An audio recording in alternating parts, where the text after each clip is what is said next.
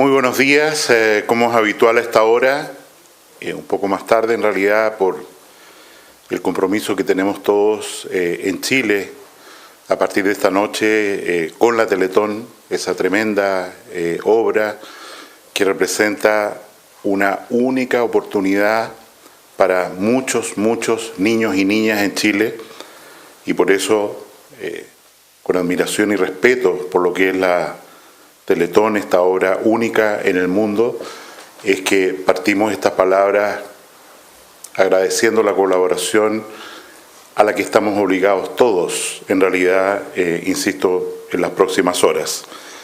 En relación a la evolución de la pandemia de coronavirus, la situación mundial primero no es auspiciosa. Ayer se registraron 80.000 nuevos casos, la cifra más alta que se recuerde en el mundo, y de esa manera se ha superado ya el 1.000.000 de personas contagiadas y certificadas con un examen como que han estado enfermas por coronavirus, de las cuales han fallecido un poco más de 53.000 y hay aproximadamente un 20%, 212.357, que ya se han recuperado y han sobrevivido a esta terrible epidemia. Vemos con pena en realidad lo que está pasando en Estados Unidos, que han llegado a 245.000 casos, 250.000 de personas, y no da ninguna esperanza de que esa cifra vaya a disminuir. Italia, España, Alemania, China, Francia, en ese orden de nuevos casos. Y lo que resulta, por supuesto, terrible de constatar es el número de fallecidos, en el cual solo en Italia ya hay más de casi 14.000 personas fallecidas. En España, 10.348 personas fallecidas. Son números realmente desafiantes para nuestra imaginación. Como hemos señalado en otras oportunidades, tener una cifra comparable en los países latinoamericanos de lo que está ocurriendo con esta enfermedad es muy difícil, porque las estrategias de testeo, de exámenes para detectar el virus son muy distintas entre los diferentes países, lo que está reflejado en las tasas de letalidad. Cuánta gente fallece entre los que tienen exámenes positivos, siendo nuestro país, dado el alto volumen de exámenes que realiza, la tasa más baja de América Latina. Brasil ya suma 327 fallecidos, Ecuador al menos 120 reportados, República Dominicana 60, y nosotros seguimos ocupando el 9º lugar, el último lugar entre los países que reportan confiablemente estas estadísticas.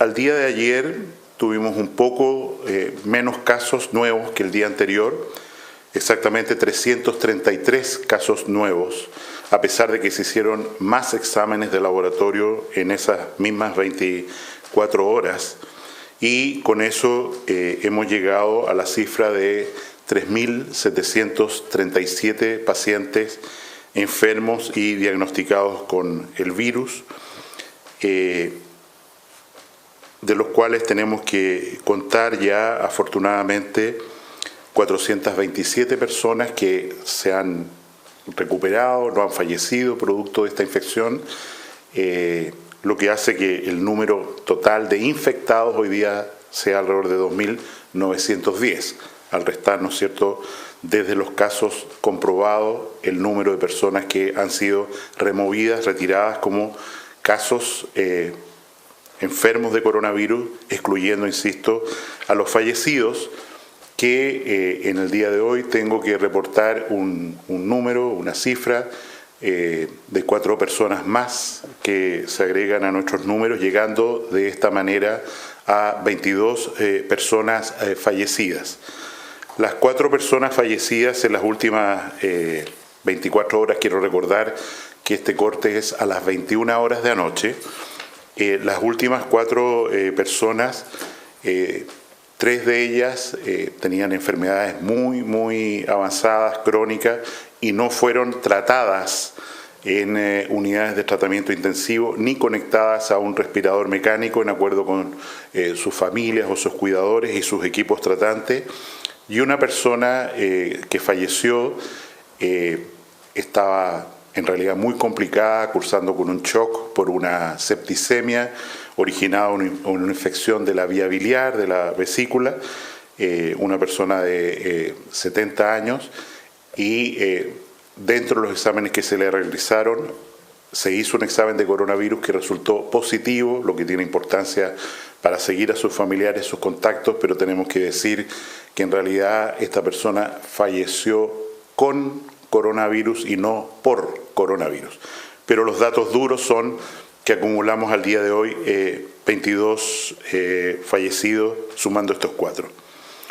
Ayer se publicó y fue repetido por algunos medios de comunicación, y lo agradecemos, las cifras por comuna que están en la página web del Ministerio, por comuna, por regiones, con coloraciones diferentes de acuerdo a las densidades. Cualquier persona que lo quiera puede consultar la página web del Ministerio y se va a encontrar con esta información. Sin embargo, hay un punto que quiero precisar.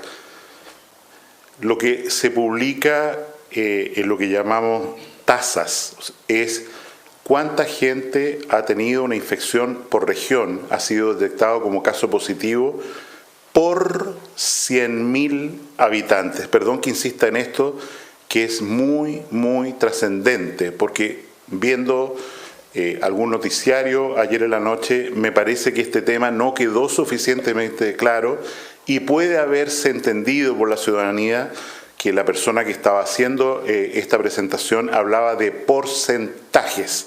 No son números por 100, son números por 100.000 habitantes. Y esto, insisto, es trascendente, porque si lleváramos la tasa de Chile, que es de 19,21 casos de coronavirus por cada 100.000 habitantes, la lleváramos a porcentaje, estaríamos hablando de una cifra de 0,019%. Y perdón que haga este énfasis, porque para la ciudadanía entender esta diferencia es crucial a la hora, ¿no es cierto?, de evaluar lo que está ocurriendo en su región o comuna. Hoy día se cumplen un mes desde el primer caso.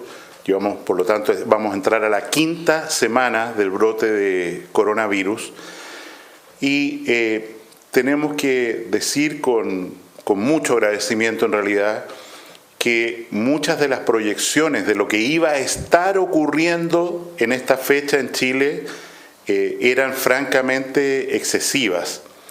A través de los mismos medios de comunicación, hace no más de 3 semanas atrás, se publicitó y se mostraron gráficos que señalaban que el número de infectados que íbamos a tener a esta fecha en el país superaba los 50.000 casos. Y en realidad, como lo he señalado, son 3.737. Y en ese sentido, de nuevo, llamo a un profundo análisis y cuidado para reportar los datos y las proyecciones que pueden producir mucho daño a la ciudadanía y temores injustificados. Como ya he señalado, tenemos 427 pacientes que se han recuperado y la situación de exámenes al día de ayer es que se realizaron 3.405 exámenes y la tasa de positividad, o sea, de cada 100 exámenes, ¿cuántos salen positivos para coronavirus? Estamos hablando de examen PCR. Se mantiene bajo 8, específicamente 7,1%. En relación a pacientes internados en unidades de tratamiento intensivo, ayer decíamos que eran 200, hoy día señalamos que son 237 personas. Hay varios ya que han salido de ventilación mecánica, afortunadamente, y de estas 237 personas, 190 están conectadas, se mantiene ese porcentaje de 80%, están conectadas en este momento a un ventilador mecánico, y 29 pacientes de estos 237 están en una condición crítica de salud, en el sentido de que hay temor respecto a su pronóstico de vida en los próximos 48 horas. Para repetir, la persona fallecida, la primera que mencionamos, ocurrió en la región metropolitana, una persona de 87 años con demencia, un Alzheimer y Parkinson muy avanzado y un accidente cerebrovascular. No se hicieron medidas más allá de lo que les pareció prudente a su entorno técnico y familiar. Otra persona en la región de Magallanes, 85 años, también con limitación de esfuerzos terapéuticos. En la región, en Chillán en particular, el caso que mencionaba de esta persona que cursó con una septicemia originado en las vías de la vesícula que drenan la bilis del hígado al intestino. Y por último tenemos un paciente también de la región metropolitana de 70 años en insuficiencia renal crónica con tratamiento inmunosupresor por una enfermedad muy grave, una vasculitis, en el cual tampoco se hicieron esfuerzos extraordinarios. Termino diciendo que respecto a medidas adicionales mandatadas por el presidente de la República el día de hoy, en primer lugar, se genera una preocupación sustantiva respecto a lo que va a ocurrir el próximo fin de semana, que corresponde en el calendario a Semana Santa. Ya hay medidas importantes que afectan a la ciudadanía, por supuesto, durante ese fin de semana, que son el dictamen obligatorio de no trasladarse a una segunda vivienda, lo que va a ser más fiscalizado durante este fin de semana. En segundo lugar, por supuesto, el toque de queda y la cuarentena, que afecta el primero a todo el país y el segundo a varias comunas, específicamente las comunas de la zona oriente de Santiago. Y en tercer lugar, el presidente va a decretar que a partir del día jueves próximo, la próxima semana, Jueves Santo, a las 18 horas y a partir del día domingo a las 22 horas que se inicia el toque de queda, es domingo 12, haya un cordón sanitario muy estricto en las vías de salida de la región metropolitana completa. Cordón sanitario significa que nadie puede salir, excepto, y esto quiero ser súper claro, excepto aquellas personas que tengan el salvoconducto equivalente al toque de queda. Vale decir, no es el permiso que se obtiene en una comisaría, ¿no es cierto?, y que permite pasear a una mascota, ir a hacer una compra. Eso no basta. Para poder atravesar durante este fin de semana que viene, fin de Semana Santo, este cordón sanitario, se necesita el permiso que le da la autorización a las personas para circular durante el toque de queda. Este cordón sanitario afecta, como ya señalé, a toda la región metropolitana y a la zona urbana del Gran Concepción, y esto va a ser explicitado por la subsecretaria Martorell en algunos minutos más, para dar más detalles de las exigencias y los bordes precisos de cada uno de estos puntos de cordón sanitario que se van a implementar, insisto, a partir del próximo jueves, en 6 días más, a partir de las 18 horas, el jueves a las 18 horas de la tarde, y va a estar vigente hasta el día domingo a las 22 horas, momento en que se inicia el toque de queda. Si hay preguntas.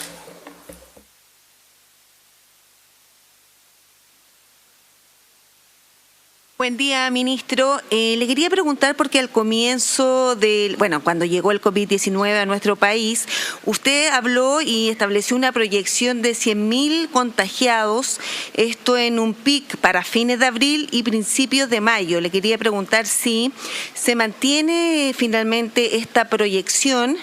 ¿Para qué meses? Porque algunos hablan de que se ha desplazado la curva de contagio y que podría trasladarse incluso para fines de mayo, o si se trata, como dijo usted, de un nuevo brote que va a haber en ese mes. Si usted nos puede explicar, por favor.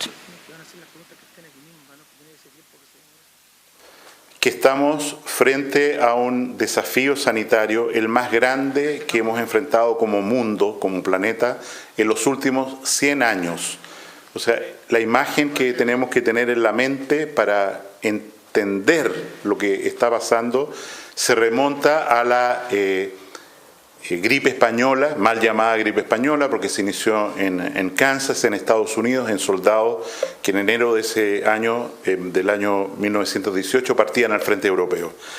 Y esta enfermedad, la influenza española, que fue producida por el virus influenza A/H1N1, tan conocido para nosotros hoy día, tuvo 3 ciclos.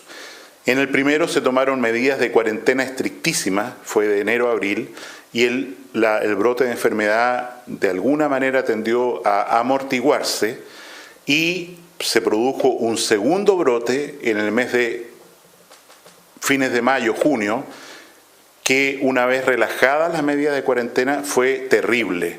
Ese fue el brote más grave de la enfermedad de influenza del año 2018, que mató al 5% de la población mundial.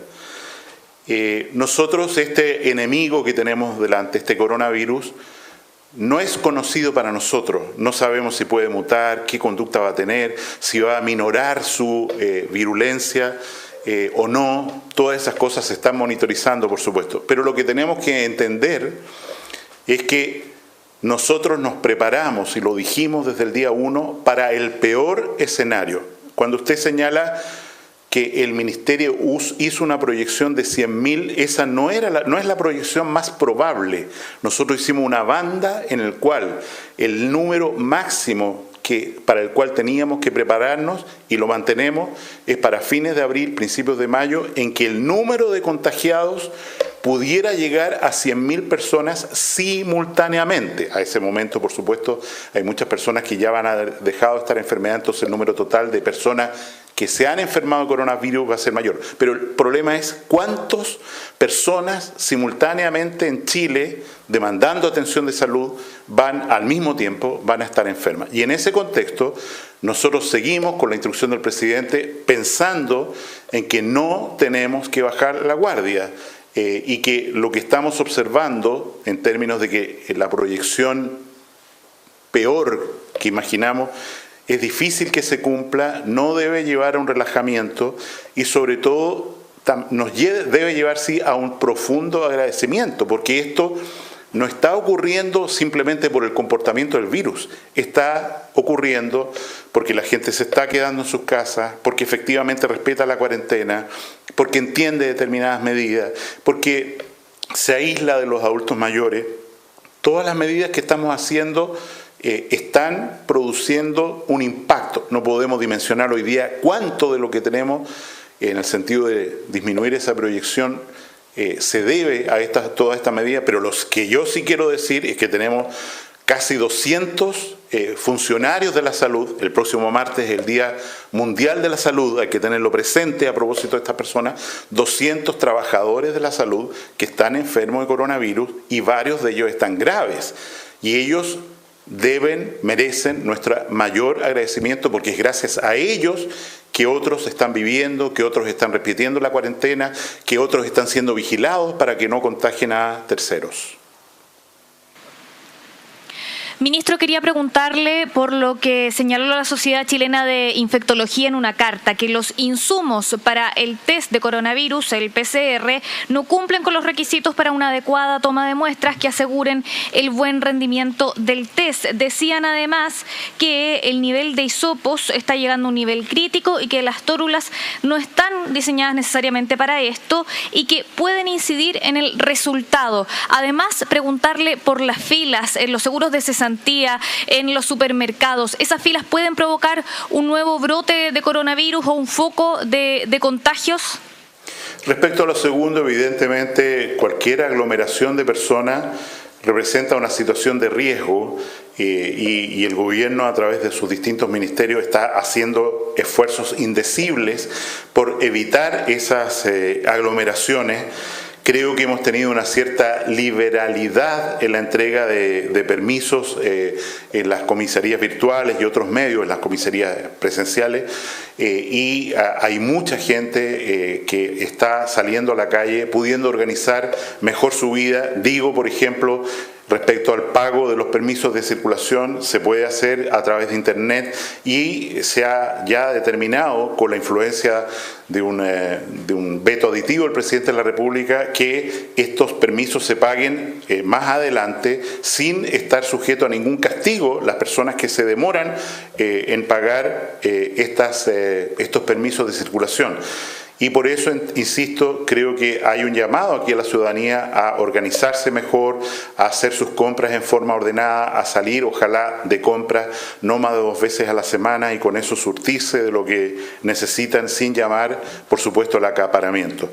Respecto a la carta de la Sociedad Chilena de Infectología, creo que todo lo que se señala ahí es incorrecto y le responderemos como corresponde a la sociedad por carta, ya que ellos han usado este mecanismo y a diferencia de lo que ellos han hecho, lo haremos a través de una carta privada. Ministro, para detallar un poco respecto de aquello de la Sociedad Chilena de Infectología, aseguran que, por ejemplo, el problema es que muchos municipios y clínicas están intentando comprar test de CPR por su propia cuenta, que no todos los distribuidores son certificados, que les gustaría que el Ministerio pudiese dar una lista de estos proveedores o comprar masivamente. Y en un segundo término, ayer el Colegio Médico Regional junto a otros gremios de la salud presentaron una denuncia en la Seremía y también en Contraloría porque aseguran que no están llegando los insumos de protección para los funcionarios, que una cosa es que lleguen a los hospitales, por ejemplo, pero no se está distribuyendo. ¿Cómo se va a fiscalizar aquello también? En primer lugar, yo creo que cuando usted se refiere a los exámenes CPR, en realidad se refiere a exámenes rápidos de anticuerpos, no a exámenes de PCR respecto a los municipios. ¿Estoy en lo correcto? Le remito a lo que dijo la Sociedad de Infectología. Probablemente sea así. Se refieren a tanto exámenes que están comprando municipios como clínicas también. Quiero precisar, ¿no es cierto?, algunas entidades, municipios y clínicas y también algunos especuladores están adquiriendo test rápidos que detectan anticuerpos contra el virus, no el virus como hace la técnica de PCR, que es la que nos interesa. FDA, el día recién de ayer, la Agencia de Alimentos y Medicamentos de Estados Unidos dio la autorización para el uso del primer test rápido. Algunas agencias coreanas y chinas, por su parte, han certificado otros. Hay 5 test rápidos que están validados internacionalmente. Quiero recordar que España, sin ir más lejos, adquirió 800 test rápidos que tuvieron que botar a la basura porque no servían. Y la importancia de esto la quiero ejemplificar en algo muy sencillo. Cuando uno adquiere un termómetro, lo que le interesa es que el termómetro marque la temperatura de verdad que tiene el niño, la persona. Si yo compro un termómetro y resulta que el termómetro me dice que la persona tiene 36 grados cuando en realidad tiene 39, o me dice que tiene 39 cuando tiene 36, ese termómetro es más inútil que útil. Y es por eso que yo hago un llamado a todas las personas que usted ha mencionado a no adquirir test rápidos que no hayan sido autorizados por el Instituto de Salud Pública. Nosotros estamos comprando 1 millón de test rápidos. Aplicar el test rápido en personas que no tienen síntomas produce una falsa confianza de exámenes negativos. Vamos a tomar aquí a la salida de un supermercado, en una bomba de benzina, vamos a tomar un test rápido. Eso no sirve absolutamente para nada y es contrario al sentido de protección sanitaria que queremos hacer, porque la mayor probabilidad es que las personas aparezcan como negativas y puede ocurrir que 3 días después tengan la infección. Insisto, el gobierno ha adquirido de estos 5 marcas diferentes que gracias a su pregunta lo voy a publicar en la página web del MinSal y del Instituto de Salud Pública para que las personas puedan ver cuáles realmente de estos exámenes tienen validez y nos sirven para efectuar diagnóstico en una dimensión particular. Y perdón que lo ejemplifique de nuevo. Tenemos una familia en la que alguien tuvo o tiene la enfermedad de coronavirus. ¿Cuánto cuarentena deben guardar los que lo rodean? Puede ser que muchos de ellos, sobre todo los niños, hagan una enfermedad completamente sin síntomas. Y a nosotros nos interesa dar de alta a esa familia. Vale decir, a través del test rápido hemos identificado que incluso aquellos que no tuvieron síntomas hicieron la enfermedad y ya tienen los anticuerpos y por lo tanto pueden salir a hacer su vida normal sin ninguna dificultad. Evidentemente, cuando liberemos la cuarentena de Chillán, nosotros vamos a tener que hacer muestreo de test rápido porque vamos a tener un número pequeño de casos. Y la pregunta es, ¿la gente de Chillán tiene mucho riesgo de contagiarse todavía o en realidad ha habido un esparcimiento del virus sin que la comunidad lo notara? Se dice que hasta 50% de los niños no tienen ningún síntoma. Un test rápido nos va a ayudar a decir, en realidad, este menor, este joven, tuvieron la enfermedad y por lo tanto ya no tiene ningún sentido que tengan algún cuidado respecto al coronavirus porque están inmunes, porque no van a tener la infección y no representan un peligro ni para ellos ni para otros. Ministro, buenos días. Quería preguntarle por la situación particular en la Araucanía. Varios alcaldes, a raíz del brote que se está presentando en este punto del país, han denunciado básicamente abandono y poca respuesta de las autoridades. Incluso presentaron un recurso de protección en su contra para que se decrete cuarentena en esta zona. También preguntarle en una segunda pregunta, ¿cuál fue el motivo finalmente o el fondo para que el presidente designara a Andrea Valladares como delegada presidencial precisamente en la Araucanía? ¿Qué está sucediendo en esa región y cuál es la preocupación del gobierno precisamente ahí? Respecto a lo segundo, como ustedes saben, en la región de la Araucanía, una región muy importante, de alto riesgo para esta infección, los niveles de pobreza, de ruralidad, la convierten en una situación de particular riesgo. Nosotros, el intendente titular de la región, está recuperándose de una infección por coronavirus y a su excelencia el presidente de la República no le pareció prudente que no hubiera una figura de delegado presidencial, como son los intendentes de facto, a cargo de la situación en estos días para coordinar el mejor esfuerzo sanitario de las Fuerzas Armadas, etcétera, y eso es el motivo por el cual la señora Andrea Valladares partió ayer, tuvimos una reunión con ella para ver la situación particular de la Araucanía, que fue muy fecunda, y yo creo que ella, hablamos por teléfono hoy día a la mañana, ayer, creo que está haciendo un muy buen trabajo. El reclamo de abandono al que usted hace referencia yo creo que es injusto. Apenas tuvimos noticias de que había una concentración de casos en 2 comunas tan relevantes como Temuco, sí, digo bien, decretamos una cuarentena y esta ha sido renovada el día de ayer precisamente para mantener a la gente que tiene esta infección dentro del marco de la ciudad. Yo estuve en Temuco hace 3 días atrás, tomamos decisiones, estuvimos con el alcalde y otros alcaldes también, se han allegado una cantidad adicional de respiradores. Don Arturo Zúñiga, subsecretario de Redes, no está aquí en este momento porque precisamente está recorriendo varias ciudades al sur del país para implementar todo el respaldo que se requiere. Buenos días. Antes de las preguntas que tengo preparadas, a ver si puede puntualizar sobre algo que quedó pendiente de la pregunta anterior sobre cómo se reparten los insumos para el personal médico que llegan a los hospitales, que le había consultado una colega, y también precisar sobre su respuesta a infectología, si es que efectivamente entonces los test tienen la calidad necesaria para hacer los exámenes. Y la pregunta que le quería plantear tiene que ver también con el personal médico. Había quedado pendiente para hoy la cantidad de personal médico de la salud privada privada que está contagiada. Ya nos habían dicho ayer que habían 189 personas de la salud pública contagiados que tenían también un contacto estrecho con 4 a 5 personas, y en ese sentido preguntarle si hay una estimación de cuánta gente está haciendo cuarentena relacionada a estos casos de personal de salud, cuántos personal de salud privada está haciendo, también se encuentra contagiada, y en un segundo tema preguntarle sobre iniciativas de algunos alcaldes, por ejemplo, este túnel sanitizador, si son efectivas estas medidas y si han sido chequeadas previamente con el Ministerio de Salud. En relación a la Sociedad de Infectología, quiero confirmar que el Instituto de Salud Pública, que quiero recordar, tuvo la información genética del virus de coronavirus el día 7 de enero de recién pasado. Tenía la posibilidad ya de hacer exámenes PCR elaborados por el propio instituto, que son los que sigue usando el Instituto de Salud Pública, a mediados de enero, tercera semana de enero, y el primer examen se hizo el día 30 de enero. Toda la certificación de calidad a la que son sometidos tanto los laboratorios públicos como privados por el Instituto de Salud Pública han sido extremadamente satisfactorios, de manera tal que yo no veo que tengamos un problema ni en los insumos ni en la calidad del examen de PCR que se hacen en distintas instalaciones del país.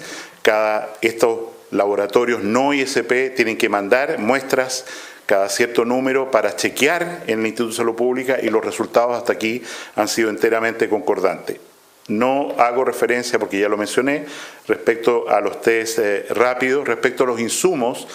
Hoy día en la mañana, de acuerdo a un listado de solicitud de los distintos directores de servicios de salud, que son los que producen la pregunta, la demanda, necesito tantas mascarillas, tantos guantes, se han despachado alrededor de 100.000 mascarillas N95, más del doble de eso de mascarillas simples, y están llegando a Chile en forma periódica.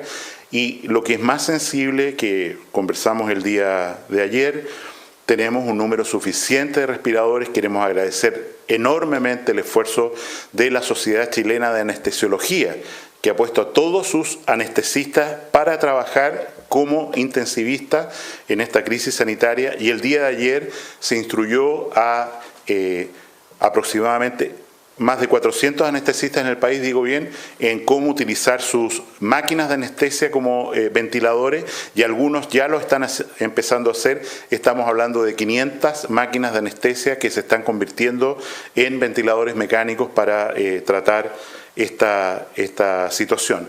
Respecto a las personas que están enfermas en la red privada, no tengo información hoy día que entregarles, no nos ha llegado en un consolidado, tenemos informes parciales, y como dije antes, en el régimen de salud pública, tanto en la atención primaria como en los hospitales, tenemos un poco más de 200 personas contagiadas con coronavirus, y eso eso motiva una cuarentena de aproximadamente 1.000 otras personas que cumplen con la condición de estar en contacto estrecho, haber estado en contacto estrecho con estos pacientes positivos para coronavirus, héroes de la salud, trabajadores de la salud, a quienes volvemos a agradecerles. Muchas gracias, eso es todo por hoy. Transmitió el Gobierno de Chile. Agradecemos a los canales de televisión y radioemisoras que integraron esta red voluntaria.